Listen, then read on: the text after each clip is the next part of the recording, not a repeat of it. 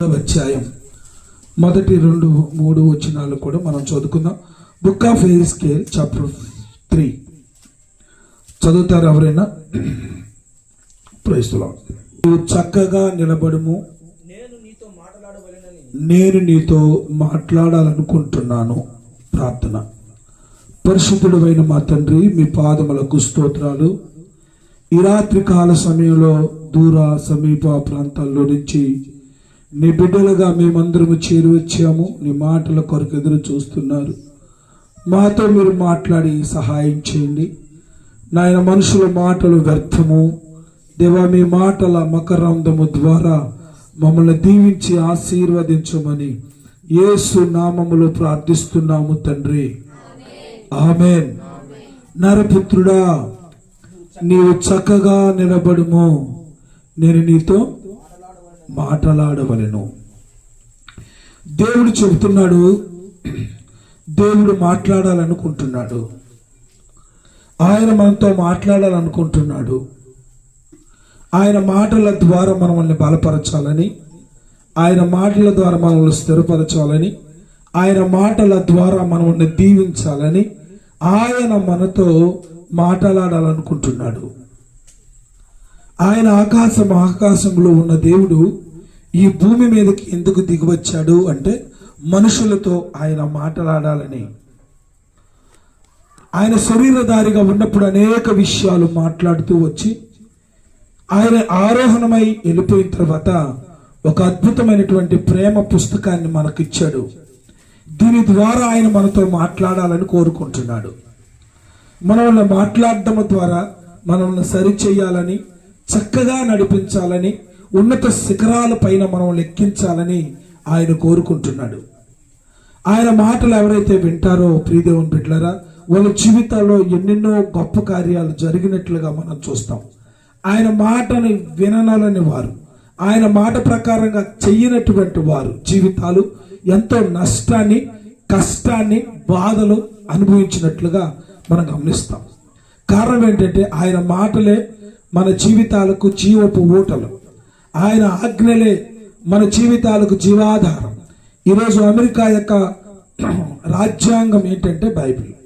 ఈ భారతదేశం యొక్క రాజ్యాంగం కూడా ప్రతి దేశానికి రాజ్యాంగానికి మూలం ఏంటంటే బైబిల్.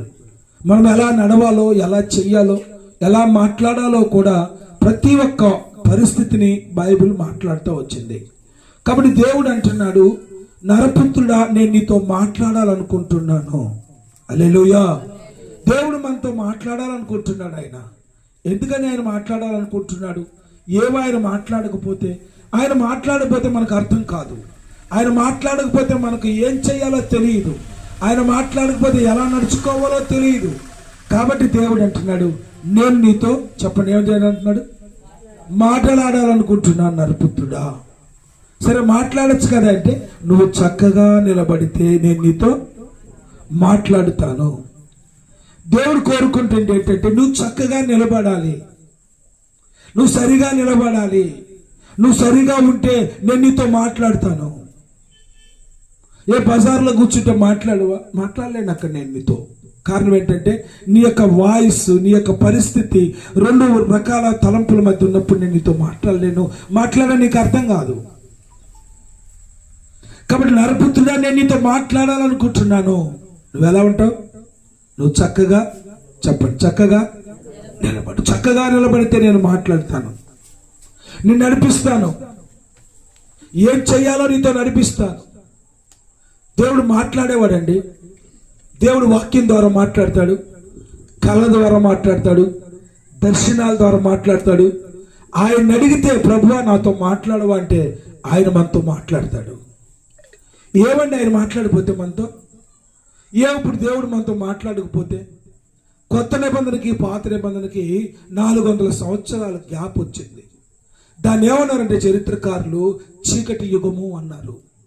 చీకటి యుగం అంటే ఏంటంటే దేవుడు లేనటువంటి యుగం. ఆదిలో ఈ భూమి పుట్టినప్పుడు దేవుడు ఈ లోకాన్ని సృజించక మునుపు ఆదికాండం మీరు మొదట్లో చేస్తే అగాధ జలములు కమ్మి ఉన్నాయి, అప్పుడు చీకటి ఉంది అని ఉంటుంది. ఈ కొత్త నిబంధనకి పాత నిబంధనకి మధ్య 400 సంవత్సరాలు చీకటి యుగంగా మార్చబడ్డానికి గల కారణం ఏంటంటే దేవుడు మనుషులతో మాట్లాడడం ఆపేశాడు. దేవుడు మనుషులతో మాట్లాడడం లేదు. మనుషులు వారి ఇష్ట ప్రకారంగా జీవిస్తున్నారు. ఏం చేయాలో వారికి అర్థం కావట్లేదు. కారణం ఏంటంటే దేవుడు వారితో మాట్లాడలేదు. అందుకే యేసయ్య గారు రాశారు కదా ఒక పాట, నీవు మాట్లాడని రోజునా. ఎట్టుందంట? ఎట్టుంది? హలో, ఎలా ఉందంట? ఒక క్షణమొక యుగముగా మారేనే. హల్లెలూయా. ఎట్టుందంటే యేసయ్య గారికి, నీవు మాట్లాడని రోజునా ఒక క్షణమొక యుగముగా మారేనే. ఒక క్షణము ఓ యుగంలాగా ఉంది. ఆయన మాట్లాడితే మనకు ప్రశాంతంగా ఉంటుంది. దేవుడు 400 సంవత్సరాల ప్రజలతో మాట్లాడటం ఆపేశాడు. కారణం ఏంటంటే వాళ్ళ జీవితం సరిగా లేదు. వాళ్ళు సరైనటువంటి పరిస్థితుల మధ్య లేరు. దేవుని దగ్గర వినాలనే ఆలోచనే లేదు. దేవుని దగ్గరికి వెళ్ళాలనే మనసే లేదు. దేవుడు మాట్లాడితే వినాలనేటువంటి ఆలోచనే లేదు. వాళ్ళ ఇష్ట ప్రకారంగా వాళ్ళు జీవిస్తున్నారు కనుక ప్రభువు మాట్లాడడం ఆపేశాడు. దేవుని మాటలు చివపు ఓటలు. ఇప్పుడు వాటర్ రావడం ఆగిపోయాయి అనుకోండి, 2 రోజులు కుళాయిని రాకపోతే ఏమవుతుందండి? ఎక్కడ గిన్నెలు అక్కడ, ఎక్కడ ఇంకా ఇల్లు ఇంకా మామూలుగా ఉంటుంది, మురుగుదొడ్డు అయిపోద్ది మొత్తం ఇల్లు మొత్తం. ఇంకా వారం రోజులు అయితే డ్రైనేజ్ సిస్టమ్ అయిపోద్ది అనమాట. మీ ఇంట్లో చాలా బాగుంది, చాలా ఎక్కడ పెట్టినా అద్భుతమైన వాసన వస్తుంది. ఏంటి కారణం అంటే there is no water. Last week back there is no water. దాని ఫలితం ఏంటంటే ఇల్లు ఎట్లా ఉందంటే డ్రైనేజ్ సిస్టమ్ అయిపోయింది. దేవుని మాటలు జీవపు ఓటలు. దేవుని మాటలు మనకు రాకపోతే, దేవుని మాటలు మనతో మాట్లాడకపోతే మనం కూడా, మన జీవితం కూడా ఎలా ఉంటుందంటే డ్రైనేజ్ అయిపోద్ది. ఆయన మాటలు మనల్ని కడుగుతూ వస్తాయి. ఆయన మాటలు మనం శుభ్రం చేస్తూ వస్తాయి. ఆయన మాటలు మనల్ని బలపరుస్తూ వస్తాయి. 400 సంవత్సరాల యొక్క చరిత్ర చీకటి యుగంగా మార్చబడింది ప్రియదేవం బిడ్డలారా. అందుకే ప్రభు అంటాడు, నేను నరపుత్రుడా నీతో మాట్లాడాలనుకుంటున్నాను. నువ్వేం చేస్తావు? చక్కగా నిలబడుకో. నిలబడ్డం అంటే ఎలాగనా? నాలాగనా? నువ్వు ఆలోచనలోకి రా. ఓ చక్కని పరిస్థితుల్లోకి రా. దేవుని వెతకాలని రా. దేవుడు మాట్లాడాలని రా. కొంతమంది దేవుని సన్నిధికి వచ్చి వాళ్ళు దేవుడు మాట్లాడని ఇలా వస్తారు. కొంతమంది ఏదో రావాలి కాబట్టి రావాలని వస్తారు. రావాలి కాబట్టి రావాలని వచ్చేవాళ్ళు ఉంటారు. దేవుడు మాట్లాడితే వినాలని వచ్చేవాళ్ళు ఉంటారు. ఎవరైతే ఆశతో వచ్చిన యొక్క ప్రాణాన్ని నా ప్రభు ఏం చేస్తాడు? తృప్తిపరుస్తాడు. ఆయన మాటల మీద గుర్తుపెట్టుకొని ఏదైనా మాట్లాడతాడేమో. ఆయన మాటల యొక్క మకరంధము ద్వారా నేను బలపరచబడాలి, స్థిరపరచబడాలి, నా కుటుంబాన్ని కట్టుకోవాలి, తద్వారా నేను జీవించాలని ఎవరైతే కోరుకుంటూ వస్తారో దేవుడు వాళ్ళని బలపరుస్తాడు. యేసుకేల్ అంటాడు, నరపుత్రుడా నేను నీతో మాట్లాడాలి. నువ్వు చక్కగా చదవండి. తర్వాత చదవండి. ఆయన నాతో మాట్లాడినప్పుడు ఆత్మ నాలోనికి వచ్చి చప్పట్లు గట్టిగా కొట్టదు, గట్టిగా హల్లెలూయా. God speak unto me. ఎప్పుడైతే దేవుడు నాతో మాట్లాడటం ప్రారంభించాడో ఆయన యొక్క ఆత్మ నాలోకి వచ్చింది. వచ్చి ఏం చేసింది? నేను పైన చదువు. ఆయన నాతో మాట్లాడినప్పుడు అది ఆత్మ నాలోనికి వచ్చి నన్ను అంతకుముందు నిలవలేకుండాడు. సరిగా నిలబడలేకపోతున్నాడు. దేవుణ్ణి సరిగా లేకపోతున్నాడు. నేను ప్రభు నమ్ముకున్న 9 దినాల్లో దేవుణ్ణి సరిగా ఉండేవాళ్ళం కాదు. అది దేవుణ్ణిలో ఇటు లోకంలో ఉండేవాళ్ళని. నేను ముందర బెంచ్లో కూర్చునేవాడిని, అమ్మాయిల పక్క మా జయప్రకాష్ కూర్చునేవాడు, ఇటుపక్క నేను కూర్చునేవాడిని. ఆలీలు బాతుంటే దరి వేసుకుంటే సినిమా పాటలు పాడుతుండేవాడిని. వాళ్ళు అడిగాడు, ఏందన్నా నువ్వు సినిమా పాటలు పాడుతున్నావు అని. మరి కొంచెం సినిమా పాటలు ఐ హ్యావ్ శివ బుక్ షాప్లో సినిమా పాటలు ఉంటాయి, తెచ్చుకొని ఏ పాట కావాలంటే ఆ పాట పాడేవాడిని. అన్న మనం పాడకూడదండి సినిమా పాటలో. ఎవరు చెప్పారా నీకు? I am singer. ప్రైజే రాలా కాలేజీలో, తొక్కేశారు నన్ను. కానీ వచ్చేది అని అట్లా అట్లా నడుచుకునేవాడిని సరిగా లేకుండా. వాడు అనేవాడు, అన్న మన సినిమా పాటలు పాడకూడదన్న మనము.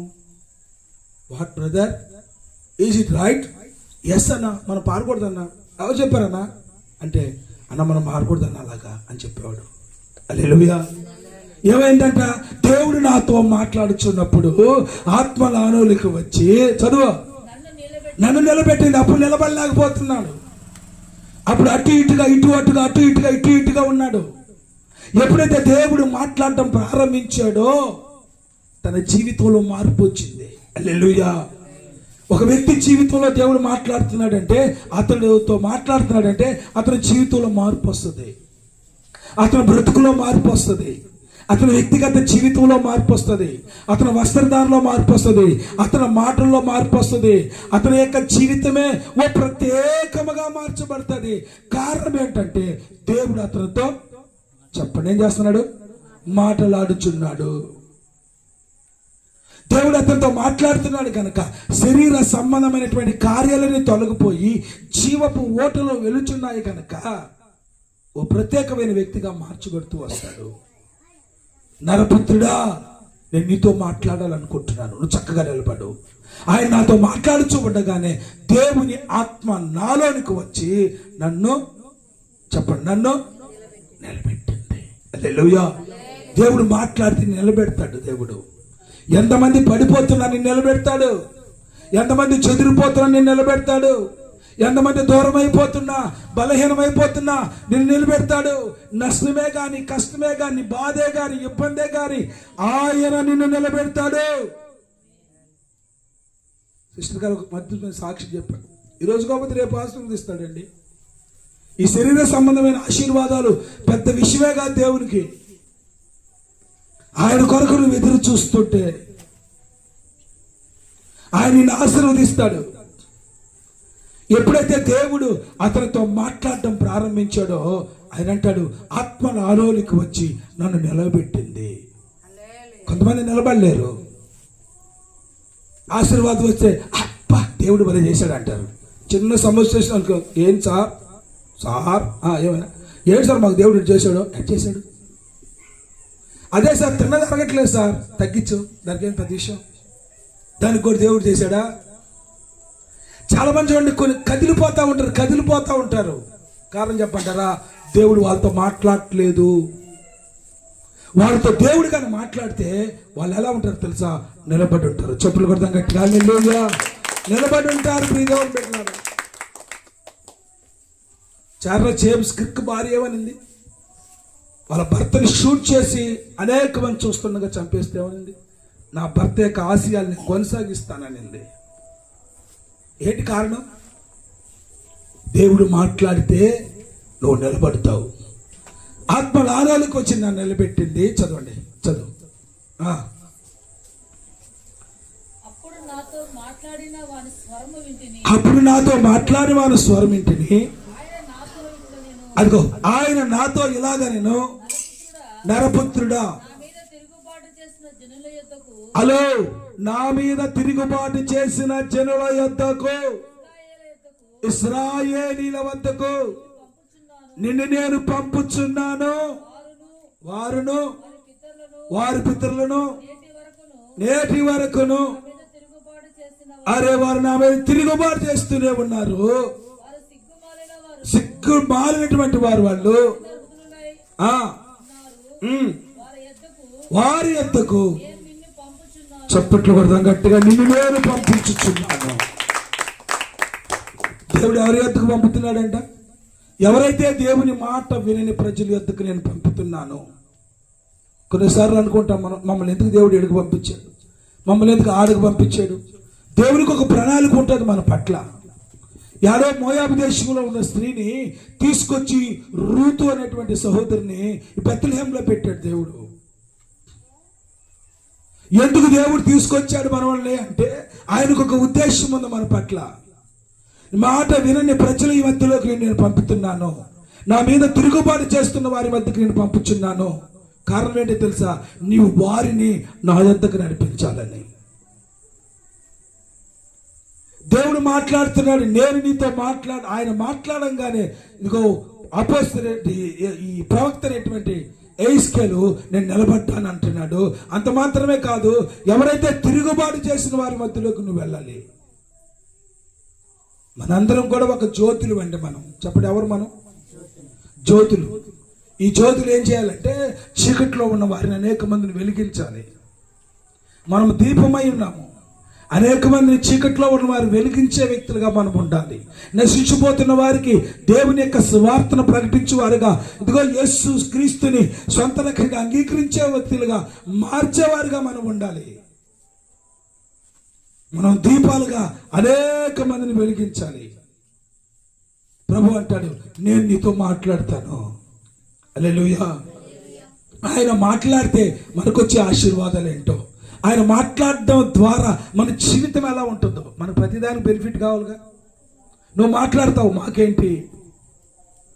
చూడండి, దేవుడు ఎప్పుడైతే మోషేతో మాట్లాడడం ప్రారంభించాడు, ఆయన కొండ మీదకి వెళ్ళి 40 రాత్రులు 40 పగళ్ళు దేవునితో చెప్పండి ఏం చేస్తానంట? మాట్లాడుచున్నాడు. ఆయన మాట్లాడుచూ ఉన్నాడు దేవునితో. ప్రియ దేవుని బిడ్డలారా, కనీసం మనం ఒక రోజుకి 1 గంటైనా ప్రభువుతో మాట్లాడాలి. మన ఫోన్లో ఎంతసేపు మాట్లాడతామో ఇతరులతో. ఒకప్పుడు మాట్లాడేవాళ్ళు ఇప్పుడు మాట్లాడట్లా, చూస్తున్నారు. ఎక్కువగా మాటల కంటే చూస్తున్నారు. సెల్ ఫోన్ ఉంది కదండి, చూస్తున్నారు. దేవుడు అంటున్నాడు ఆయనతో మనం మాట్లాడాలి. ఈ మోషే ఎప్పుడైతే దేవునితో మాట్లాడుతూ ఉన్నాడో, ఆయన మాట్లాడడం చాలించి తిరిగి వచ్చేటప్పుడు ఆయన ముఖం ఎలా ఉందో చెప్పమంటారండి? చదవండి ఆ మాట, నిర్గమాకాండం. ఆయనతో మాట్లాడే వచ్చే ఆశీర్వాదాలు. నిర్గమాకాండం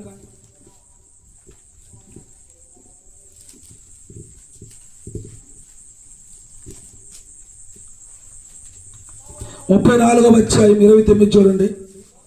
34:29 నిర్గమాకాండం 34:29 చూడండి.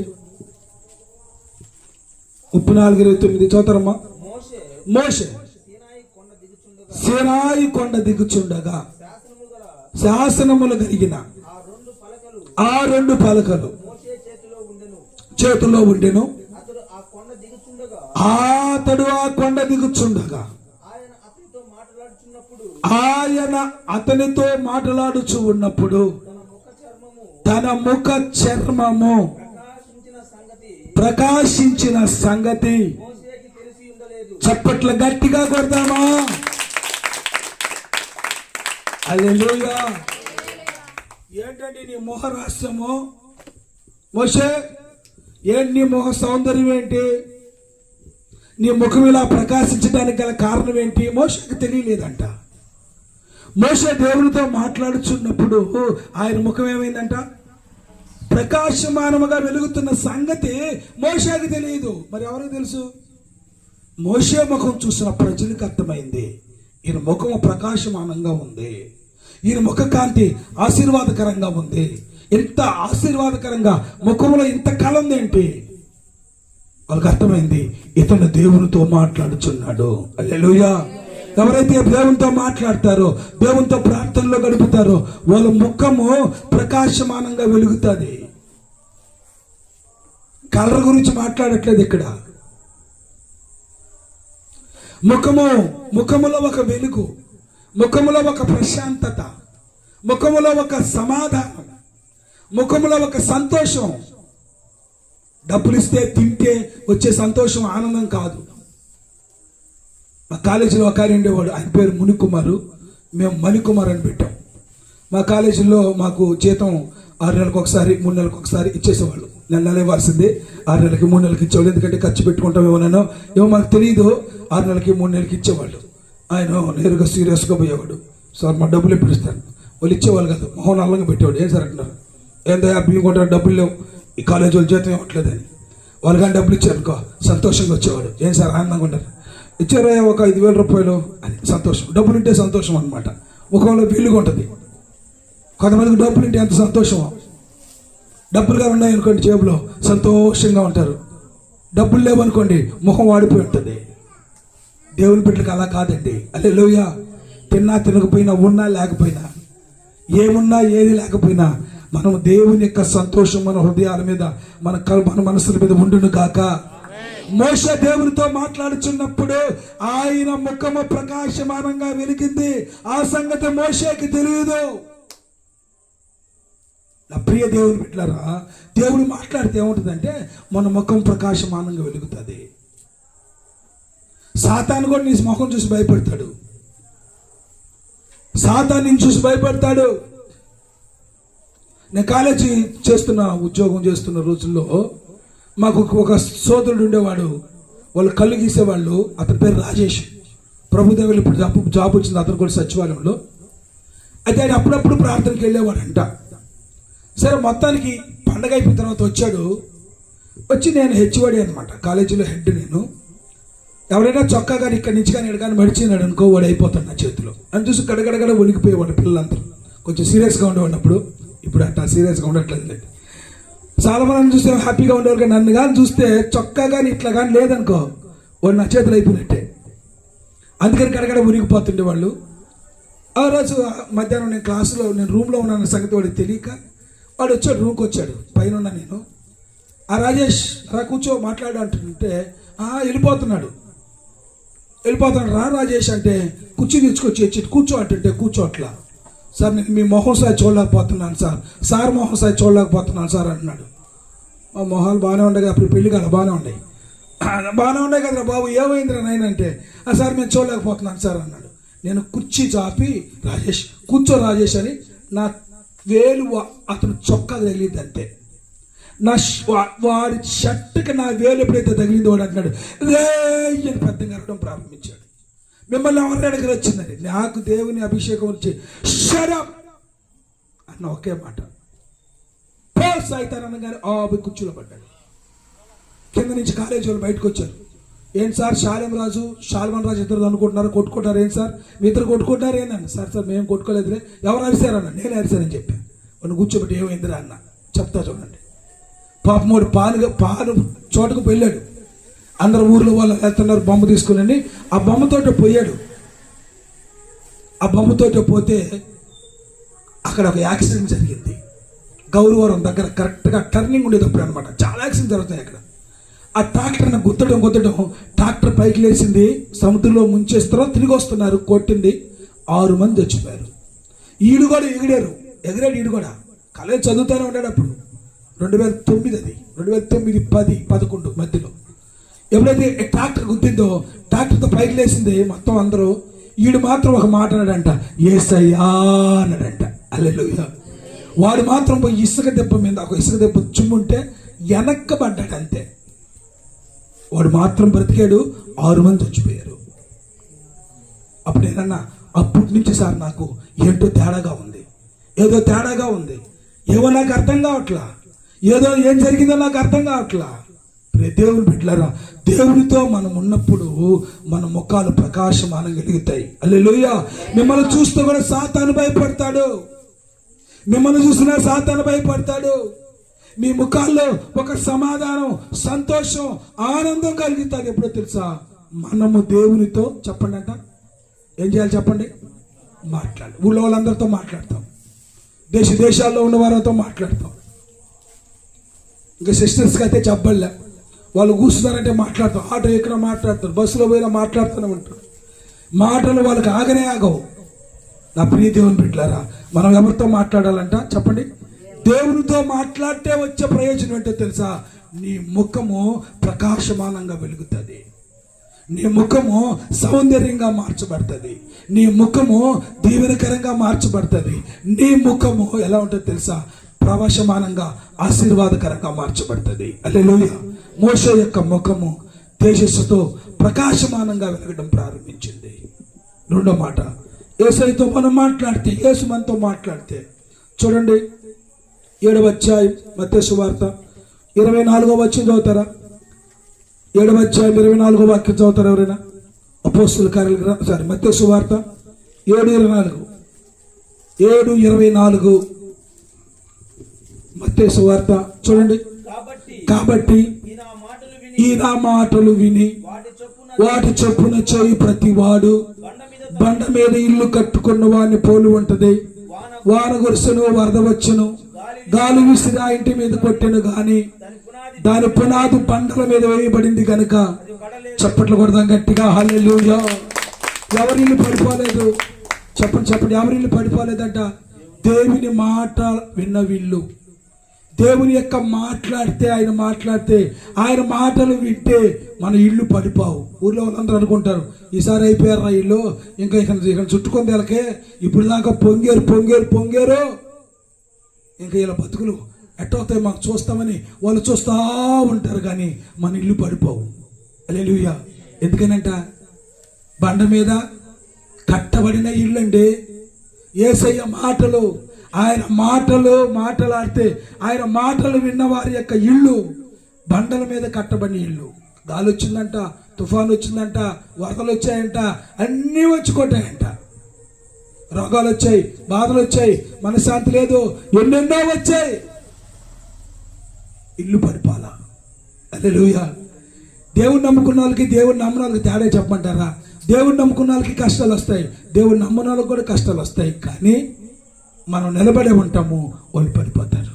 హల్లెలూయా. ఆ సమస్యల్లో కొట్టుకోబోతారు వాళ్ళు, అడ్రస్ లేకుండా కనిపించరు వాళ్ళు ఇంకా. కానీ దేవుని బిడ్డలు మాత్రం ఎన్ని శోధనలైనా ఎన్ని సమస్యలైనా కూడా నిలబడే ఉంటారు. హల్లెలూయా. కారణం చెప్పండి, ఆయన మాటలు విన్న వాళ్ళు నిలబడే ఉంటారు.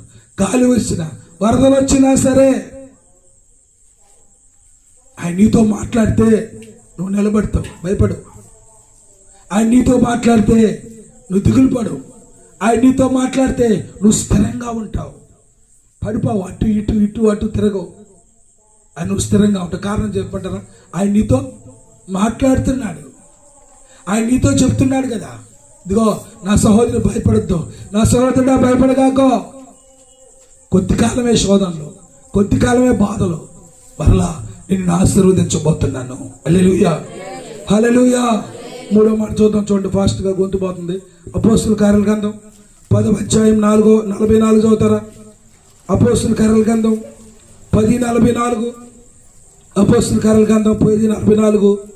పేతురు మాటలు విన్నవారి మీద, పేతురు మాటలు ఇంకా చెప్పుచుండగా అదిగో అతని మాటలు విన్నవారందరి మీదకి చప్పట్లు గట్టిగా దేవుని ఆత్మ దిగింది. సున్నతి పొందిన వారిలో పేతురుతో కూడా వచ్చిన విశ్వాసులందరూ పరిశుద్ధాత్మ వరము అన్యజనుల మీద సైతము కుమ్మరించబడుట చూచి విభ్రాంతి నొందారంట. ఇక అద్భుతమైన విషయం చెప్పమంటారా?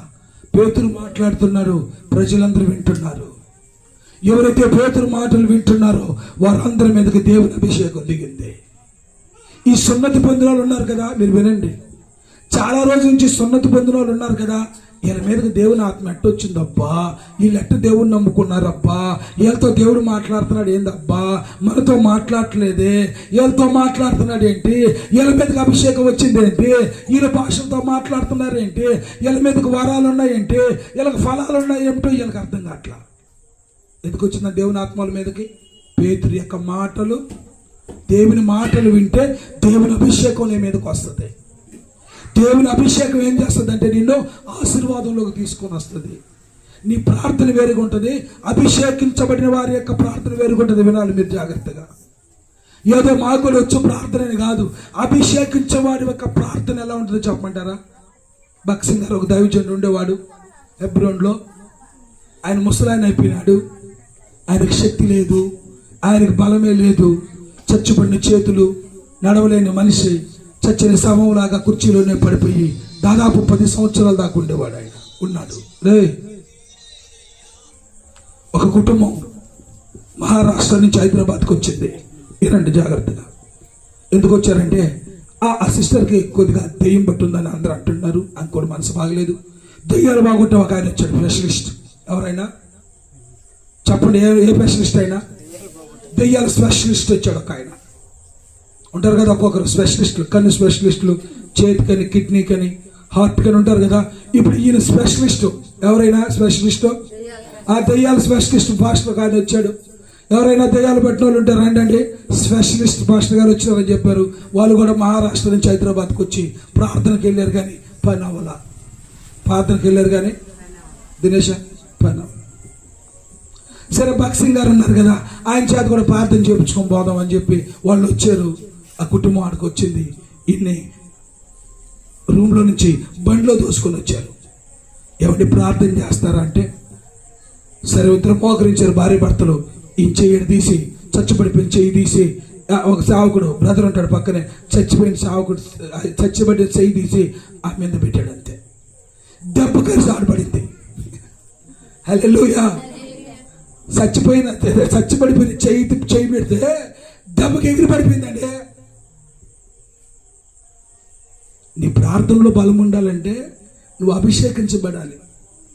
దేవుని ఆత్మచేత నింపబడుతూ రావాలి. దేవుని అభిషేకంతోనే ఉండాలి. నువ్వు ఎప్పుడైతే అభిషేకించబడిన వారి యొక్క చెయ్యి పెడితే నీకు పని అవుతాయి. హల్లెలూయా, హల్లెలూయా, హల్లెలూయా. కొంతమందికి అర్థం కాదు, ఏది విచిత్రంగా ఉన్నారు. ఏమంటారా, అరవకపోతే మా వాడిని అప్పుడప్పుడు అడిగేవాడంట, ఏ చందో మీ బాబాకి ఏమన్నా చెవుడా, లేకపోతే అక్కడ కూర్చున్న వాళ్ళకి ఏమన్నా చెవుడా, ఎందుకు అంత పెద్దగా అరిసి చెప్తుంటాడు గొంతు పోయేటట్టు, ఏ మామూలుగా చెప్తే వినరా, చెప్తే వింటారు, వినరా, వింటారు. చెవుడా, చెవుడు కాదు బాబాయ్, మా బాబాయ్కి చెవుడు లేదు, అక్కడ కూర్చున్న వాళ్ళకి కూడా చెవుడు లేదు, మరి ఎందుకు అంత అరిచి చెప్తాడు అని. కొంతమందికి అర్థం కాదు, బోధ అర్థం కాదు. మౌనంగా ప్రార్థన చేస్తే ఎండా, మౌనంగా పాటలు పాడితే ఎండా. అసలు డ్రమ్ ఎందుకు, అసలు పాటలకి విగో కీబోర్డ్ ఎందుకో, ప్యాడ్ ఎందుకో, అసలు పాటలు ఏ పాడిపోయినా వింటాడు ఆయన. దేవుని అభిషేకం నీ మీదకి వస్తే మీరు చాలా జాగ్రత్తగా వినాలా. దేవుని అభిషేకం మన మీదకి వస్తే శక్తి పొందుకుంటాము. చప్పట్లు కొట్టను గట్టిగా. సమరయ, గర్వయ, యూద, ఏ దేశంలోకి వెళ్ళినా నువ్వు నిలబడతావు. ఏ దేశంలోకి వెళ్ళినా కూడా నీ పేరు మోగద్దే. నీకేముండాలి చెప్పు? దేవుని అభిషేకం. పేతురు మాటలు విన్న వాళ్ళ మీద, అన్ని చెట్ల మీద అభిషేకం వచ్చింది. సున్నత కూర్చున్న వాళ్ళు ఎదురు చూస్తారు, మా మీదకి రావట్లేదు అభిషేకం. ఎట వస్తుంది నీ మీదకి? నువ్వు మాటలుంటే కదా, ఆయన మాటల యొక్క శక్తి గ్రహిస్తే కదా, ఆయన మాటల్లో ఉన్న బలాన్ని తెలుసుకుంటే కదా. అన్ని చెరువుల మీదకి బాప్తిస్మం లేకపోయినా అభిషేకం వచ్చింది వాళ్ళ మీదకి. బాప్తిస్మం పొందుకోవాలి, కానీ దేవుని ఆత్మచేత నింపబడ్డారు. ఎగురుతున్నారు, కేకలేస్తున్నారు, అరుస్తున్నారు. అర్థం కావట్లే కొంతమందికి. అరిసేది ఏంటంటే అరవదేవం, అరే దేవుని ఆత్మ అది నీ మీదకి వచ్చినప్పుడు నీవేం జరగద్దో నీకు అర్థం కాదు. కాబట్టి దేవుని మాటలు ఇంకేమొస్తుంది చెప్పండి? దేవుని యొక్క ఆత్మ అభిషేకం. బాగా వండర్ఫుల్ రా.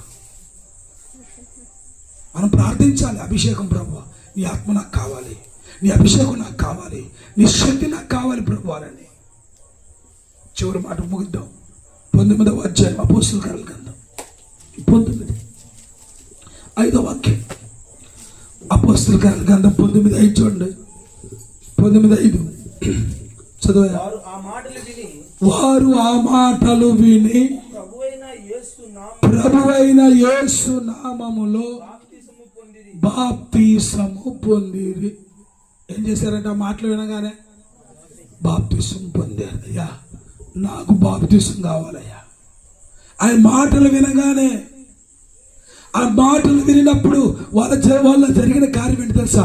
బాప్తిసం కావాలి మాకు. ఎందుకంటే ఎన్ని రోజులు మేము ఉంటాం దేవునికి దూరంగా, రక్షించబడాలి, బలంలో చేయి వేయాలి, ఆ రక్తం ఆ శరీరం మేము తినాలి, ఆయన రాజ్యానికి వారసులు అవ్వాలి, బాప్తిసం మాకు కూడా ఇవ్వండి అయ్యా అని చెప్పి వాళ్ళందరూ అడిగారు. ఇంకొక విషయం చెప్పాను ఆల్రెడీ, మరొకసారి చెప్తాను.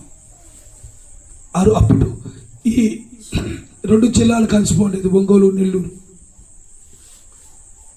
ఒంగోలులో ఒక సేవకుడు సేవ ప్రారంభించాడు. ఆయన పేరు క్లవ్. చెప్పండి, ఏం పేరు ఆయన పేరు? క్లవ్ ప్యాటర్న్ ఉంటుంది ఒంగోలులో. రైల్వే స్టేషన్ దిగగానే క్లవ్ ప్యాటర్న్ ఉంటుంది. ఇక్కడ ఇంతకుముందు ఇక్కడ ఒక చర్చి ఉంది మంది, లోన్ స్టార్ చర్చి. ఈ లోన్ స్టార్ చెప్పండి ఏంటంటే ఏ star? Alone only one. Lone కాదు, అలోన్ ఒక్కరే. ఏంటంటే ఇక్కడ సేవ జరగట్లేదు. అమెరికాలో అందరూ అనుకుంటున్నారంట ఈ సేవ పంపించాం, ఆ నెల్లూరు జిల్లాలో ఒంగోలు జిల్లా సేవ జరగట్లేదు. ఏం చేస్తున్నారు ఈ పాస్టర్లో తిని? కొంతమంది అంటారు ఏం సార్ జనాలు రావట్లేదు. ఒరే నువ్వు వస్తే కదా వస్తే ఏం సార్ పెద్దగా రావట్లేదు సార్ జనాలు, నువ్వు వచ్చావా? వాళ్ళు అన్నారంట ఏదండి ఇక్కడ సేవ జరగట్లేదు. వాళ్ళు అడిగారు మీరు సేవ జరగట్లేదు అంటున్నారు కానీ మీరు ఎప్పుడైనా కలిసి ప్రార్థన చేశారండి ఆ సంఘాల కోసమని? ఎస్ మనం చేద్దాం కలిసి అని చెప్పి అందరూ కలిసి సేవ ప్రార్థన చేయడం ప్రారంభించారండి. వాళ్ళ ప్రార్థన ఏం చేసింది చెప్పమంటారా? ఈ క్లౌదర్ గారు ఆ ఒంగోలు మార్కెట్లోకి వెళ్ళి యేసు సువార్త గురించి చెప్తా వచ్చాడు. ఒక ట్రాన్స్లేటర్ ఉన్నాడు, ఆయన పేరు సుబ్బారావు అనుకుంటాను, సుబ్బయ్య ట్రాన్స్లేషన్ చేస్తున్నాడు. ఈడు ఇంగ్లీష్లో చెప్తా ఉన్నాడు. ఆయన ట్రాన్స్లేషన్ చేస్తూ ఉంటే అనేక మంది వచ్చి మాకు యేసు ప్రభు కావాలి అని చేతులు ఎత్తారు. ఈయనకి అర్థం కావట్లా. అందరూ వచ్చారు, మార్కెట్లో ఉన్న వాళ్ళందరూ, అన్ని కాస్ట్లు, అన్ని కులాలు, రెడ్డి, రాజు, మంగళ, యాదవ, అన్ని రకాల వచ్చి మాకు కావాలి యేసు ప్రభు అన్నారు. 1800 సంవత్సరంలో జరిగిన చరిత్ర ఇది. ఈ సుబ్బయ్య అన్నాడు ఒరే నా భాష వాళ్ళకి అర్థం కాలేదు అంటే, మీకు యేసు ప్రభు కావాలి అంటారా? సరే బాప్తీసం అందరం తీసుకుంటారు, అడుగుదాం, బాప్తీసానికి చేతులు ఎత్తండి అన్నాడు ఆయన. ఈయన కూడా బాప్తీసానికి అంటే చేతులు ఎత్తండి అనగానే కొన్ని 100 చేతులు వేసాయి. చెప్పండి. ఒరే నేను బాప్తీసం కోసం అడుగుతున్నాను, వీళ్ళకి అర్థం కావట్లేదు ఏందో, బాప్తీసం కోసం ఎక్కుతారా అంటే కొన్ని 100 చేతులు పైకి వేసాయి. సరే రాండి బాప్తీసం తీద్దామని పోతే గుండ్లకొమ్మ వాగులో దిగితే తెలుసు కదా, గుండ్లకొమ్మ ఒంగోలు దాటంగానే కర్రేటికి ఒంగోలుకి మధ్యలో ఒక వాగు ఉంటుంది, గుండ్లకొమ్మ వాగు. ఆ వాగులో దిగి బాప్తీసం ఇస్తామని నీళ్ళలో దిగితే 7 గంటలకి సాయంకాలం వేడైంది. చెప్పకూడదు గట్టిగా. 222 మంది బాప్తీసం తీసుకున్నారు ఆ రోజు. ఆయన మాటలు వింటే ఏమొస్తుంది తెలుసా? ఆయన మాటలు విన్న వాళ్ళు బాప్తీసానికి వచ్చారంట. నా ప్రియమైన దేవుని బిడ్డలారా, పరిశుద్ధాత్ముడు మనతో మాట్లాడుతున్నాడు. నువ్వు చక్కగా నిలబడతావు, నేను నీతో మాట్లాడతా. ఆయన మాట్లాడితే ఏం జరుగుతుంది తెలుసా? సచ్చిన శవంలో బలం వస్తుంది, చచ్చుబడిపోయిన శరీరంలో కూడా బలం వస్తుంది, బలము లేని వారికి బలం వస్తుంది. నువ్వు చక్కగా నిలబడితే నేను నీతో మాట్లాడతా. ఆయన నాతో మాట్లాడుతుండగా ఆత్మ నాలోకి వచ్చి నేను నిలబడ్డాను అన్నాడు. హల్లెలూయా. ఆయన మాట్లాడితే ప్రియ దేవుని బిడ్డలారా, నువ్వు పరిశుద్ధాత్మ పొందుకుంటావు. ఆ మాటలు వింటే నీలో దేవుని యొక్క అభిషేకం నీ మీదకి వస్తుంది. ఆయన మాటలు వింటే నీ ముఖం ప్రకాశిస్తుంది. ఆయనతో నువ్వు మాట్లాడితే ముఖం ప్రకాశిస్తుంది. ఆయన నీతో మాట్లాడితే నువ్వు బాప్తీసానికి, పరిశుద్ధాత్మకు నీ ఇల్లు పడిపోకుండా ఉంటుంది.